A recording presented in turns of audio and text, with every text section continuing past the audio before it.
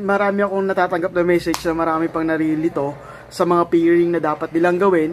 Pero ngayon, para may tama natin yung mga pairing na yan, kailangan muna tayo mag back to basic. So may dalawang vlog akong gagawin. So una natin vlog ngayon para doon ay pag-usapan ko ano yung mga species na meron sa Agapornis or sa African lovebird. So nandito na ang siyam or 9 species na meron sa Agapornis. So yun, kasi ito yung pwede makasagot sa'yo kung ano yung mga dapat mong pinagpaparis na ibon or yung mga hindi dapat na pinagpaparis na ibon. So medyo may mga research na rin ako dito dati pa na binabasa. Pero ngayon, sa siyam na to siguro mga 3 or 4 lang yung species na meron tayo sa ating EBRE. Or mostly sa makikita mo sa mga kaibigan mo na nag-iibon din ngayon, hindi naman to lahat ng siyam na to ay meron sa loob ng EBRE ng mga kaibigan din natin mag-ibon. So, mostly, nakita ko lang yata na meron halos kompleto nito sa mga nakita ko EBRE or na-research ko sa Facebook, sa YouTube, is yung Badilla. So, yung mga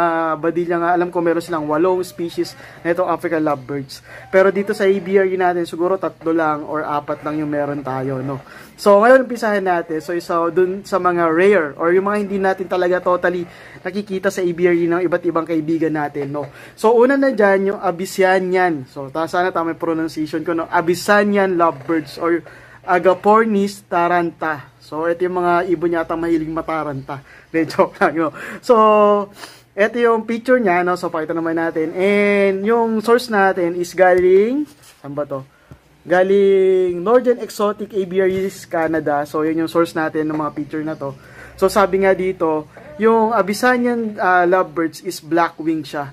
So, merong black wing doon sa dulo nung kanya mga wing. Pero, normally nakikita to kulay green pag inakay.